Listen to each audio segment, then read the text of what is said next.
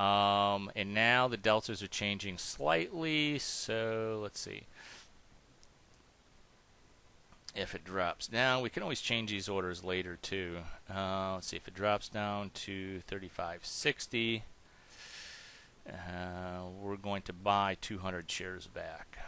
Now you can move these around any way that you want. Let's see, we got to go down to 35.60, which we can just type in if we want to. And we are going to make that a good till cancel order.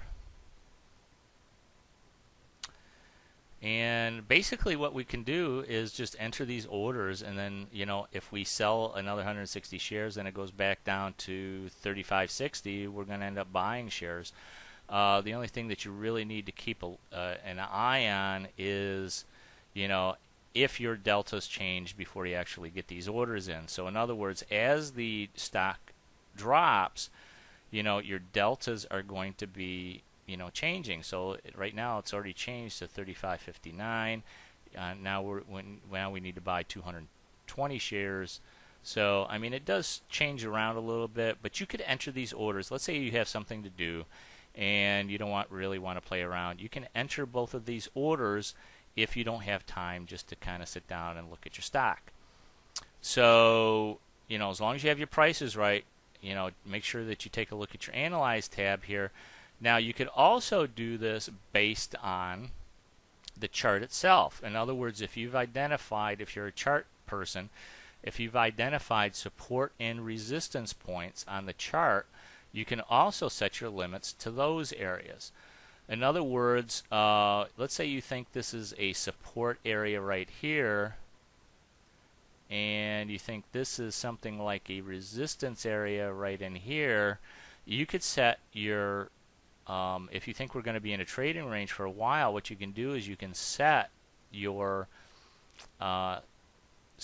prices to purchase stock when it's at 34, let's see what level it's 34.69, and sell it when it's at 37.07. That's a pretty wide range in which we can actually trade this stock. So if you think those are important support and resistance points, you can actually place your orders in to buy and sell at those levels. Remember that your stock position is covered, your short position is covered by the 1035 calls, and you have you're long the 35 put, so you're protected in either direction here. Now, one thing before I do this, I'm not going to, you can enter these as orders right now if you want to, and just let them run, and then when they're filled, of course, you can always enter in new orders in order to capture the price movements, but I'm not going to do that right now. I'm going to delete both of those. What I want to do is I want to show you how we enter these positions into our worksheet to keep track of our position. We're going to go over to sheet 2. Let's see, we have to enter into the information. We got 10 contracts. We have to enter the straddle price. Let's just take a look through our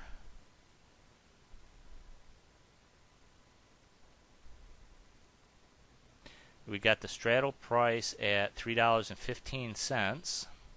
We take a look at our order book here.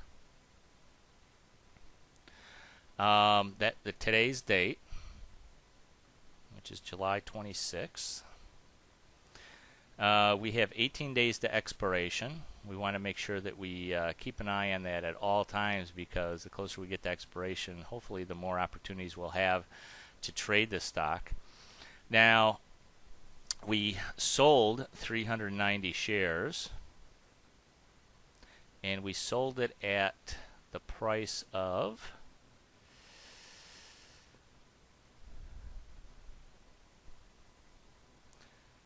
$36.64.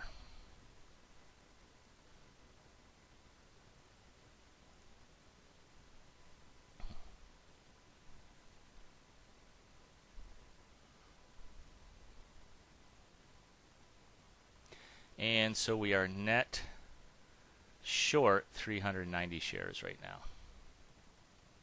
So now when we go into a I'm going to put a little minus sign in front of that one. When we go into the position in which we have, when we buy those shares back, and we bought those and we put in here, we include our gross profit and loss, whatever fees that we've incurred here. We had a $5 fee, I believe. Let's just go ahead and let's see exactly how much that is.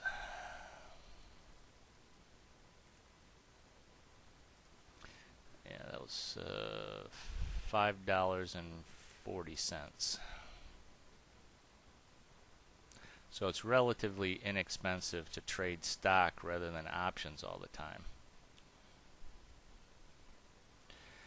And then what we do is we'll keep a running P&L. The actual cost of these was $3,150 for the straddle.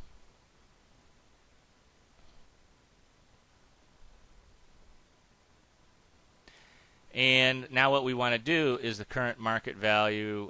We want to keep the current market value, the current market on the straddle.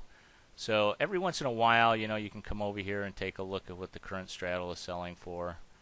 Let's see, if we had to go ahead and buy the straddle again, actually if we wanted to sell the straddle, we'd get that price. It's at 305. Obviously the difference is the bid and ask spread, but we're not going to fill that in yet. What we want to do is just log all of our information so that when we do a trade, we make sure that we keep track of our, what is today anyway? Today's the 28th. We want to keep track of our running P&L as we go along through the trade. And that's all we really want to do. So right now that's what our position is. That's our straddle price. We bought 10 of these. In other words, and our symbol is AVP. Our date, our total cost. What we'll do is, since that is our cost, the $31.50, as we make a profit on our gamma trading of the stock, we will enter our gross profit and loss into each one of these in our running P&L and subtract that from our cost of $31.50. In other words, now between now and the expiration in 18 days, what we want to do is not only have the value of the straddle, ideally we'd like to have some value left in that, but we want to be able to make more from our trading of the stock as we get closer to expiration, to not only go above and beyond the $31.50 that it costs us to enter into the straddle, but also way above and beyond that in order to make a really good profit on this trade. So we're going to save that, and we're going to come back to this. If I have to make an adjustment to this position today, you guys will be the first to know, because that's exactly what we're doing. We are going to keep an eye on the deltas. We're already short 43 deltas, so the stock has moved down a little bit from where we shorted it at 390.